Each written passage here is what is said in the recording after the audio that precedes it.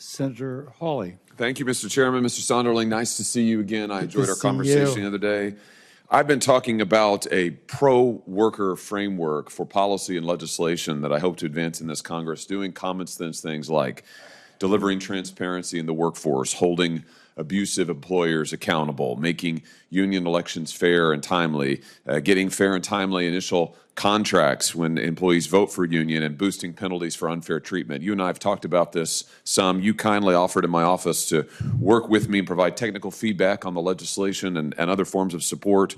Are you willing to reaffirm that today and help us as we try to advance in this Congress legislation that will protect workers along the lines that President Trump has talked about and also strengthen our economy? Senator, I enjoyed our conversation. I enjoy not only your passion for the workforce, but also President Trump's vision on bringing everyone together in his administration.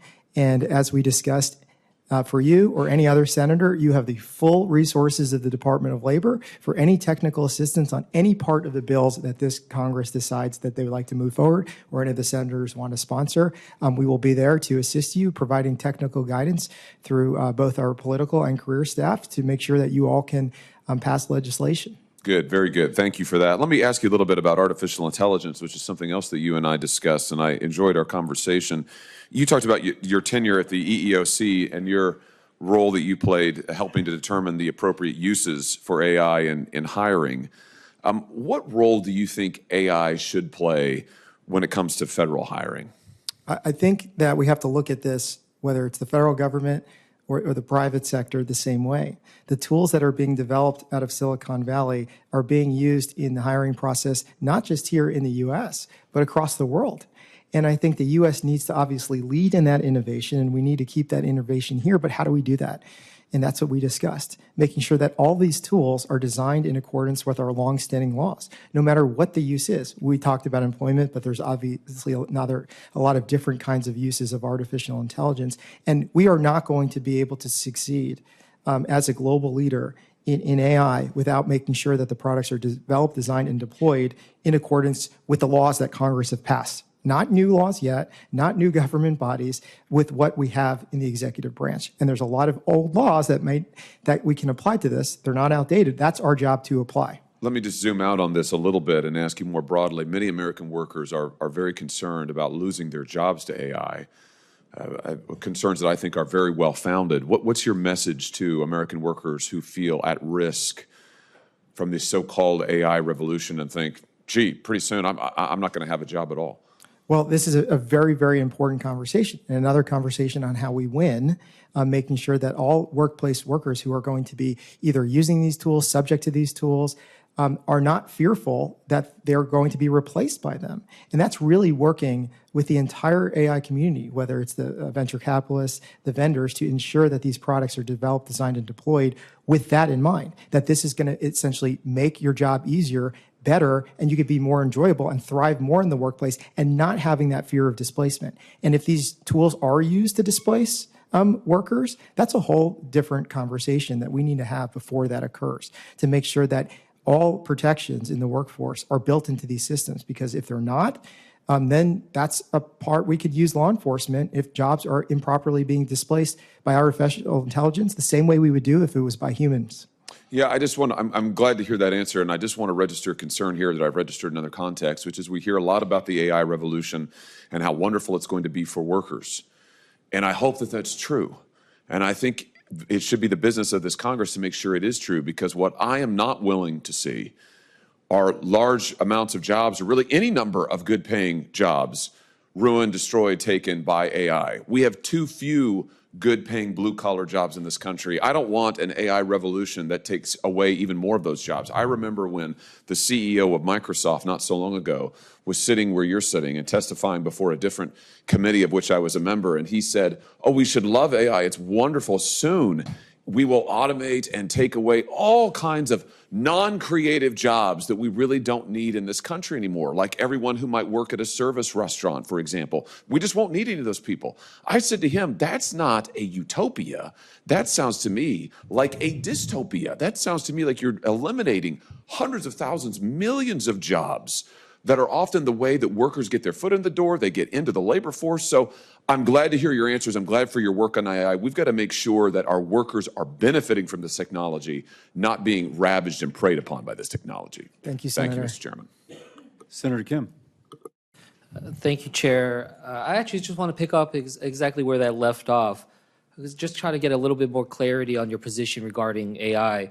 I saw a quote that you had given previously where you said, quote, less enforcement we have, and you were talking about federal regulation, less enforcement we have on AI is a good thing because employees aren't having their rights violated and employers aren't violating these laws. So I guess I just wanted to ask you more specifically, what role do you think the federal government can and should play when it comes to AI regulation, as we're worried in a bipartisan way about job loss and replacement, not augmentation of work, but replacement?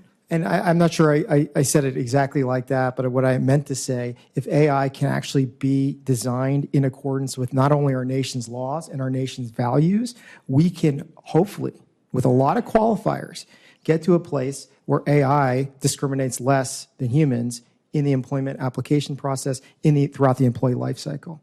As a former commissioner at the EEOC, we see that bias in employment decision-making occurs, and there's a lot of statistics related to that.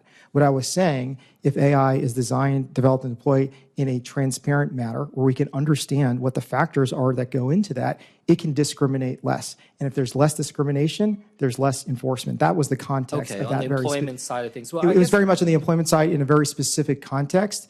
And what I was arguing there is, if we have it right, we can actually have a contemporaneous record of how an employment decision was being made. If you think right now how an employment decision is being made, if there's bias, we don't know what was in that hiring manager's brain. We can't crack that. And when you ask somebody if they discriminated, very rarely does anyone actually ever admit that. So what I was saying is that if we get the AI transparent, we can actually see those employment decisions, see if it was fair or see if it was biased. And that's very hard to do right now without technology. That's a helpful clarification. I guess I'd like to expand it and get your sense then, kind of along the lines of what my colleague was just asking. Are there any particular industries and sectors where you think that AI and next generation technologies can get to a place where they are replacing and displacing workers, not augmenting? I'm just wondering, are there certain areas, certain sectors, certain types of jobs you are worried about and you would want to keep an eye on as the deputy? Yeah, that's a great question. And there's been a lot of very fancy studies done on this. And, I'm putting my former EEOC commissioner hat on. What I was concerned with from that job is who would it disproportionately impact from a discrimination standpoint? How do we go back? Sorry, I'm not asking about the employment side. I'm asking about actually, are you worried about, for instance, the trucking industry? Are you worried about? Yeah. So I'm trying to help people in New Jersey, across this country, understand what are the vulnerabilities when it comes to our workforce, when it comes to AI, and get your perspective as someone who may very well play a critical role in this. Yeah, and this is where we have to, use the other side of the Department of Labor to make sure that if there are people being displaced by AI jobs, which I was getting to is inevitable, that we have the tools to be able to reskill, upskill, whatever the fancy buzzword my of question those individuals. Is, what jobs are you worried about? What industries are you worried about? And then we can hone in on figure out how to try to address that, how to be able to provide people in those industries certain types of training and whatnot. Well, I mean, if you look at the jobs being displaced by generative AI, a lot of those are knowledge worker jobs. A lot of those are jobs that have been historically done within an office. And now, that's an area that we need to reskill and make sure that there are remaining parts of their job. And if not, where else in the workforce do they fit with those skills that they previously had? I just want to switch here and just switch gears. I just want to ask you, do you support the work that OSHA does regarding safe workplaces and environments? Of course. It is one of the most important missions of the Department of Labor to ensure that all workers have a healthy and safe workplace. Do you think OSHA has been sufficiently funded over the years? I am committed to doing a full workplace analysis, not just on OSHA, but every other enforcement agency within the Department of Labor to make sure that each agency has the investigative and law enforcement and safety resources that they need. There have been some efforts in the past to try to cut OSHA. When I was over in the House, we saw $95 million proposals by the House Republicans to cut OSHA. Does that concern you at all? If confirmed, I will look at all of the, not only the workplace makeup, but also the budgetary needs for the department and work with the White House and this Congress to make sure that the agencies are able to function with the proper budget. But you recognize the importance of this, and if you're confirmed, you'll work with this committee to make sure that it's being protected to the level that we need to ensure safe work environments. I will confirm and assure you that for all the agencies within the Department of Labor are all very important. And as Deputy Secretary, we will make sure that everyone has the resources they need. Thank you. I yield back.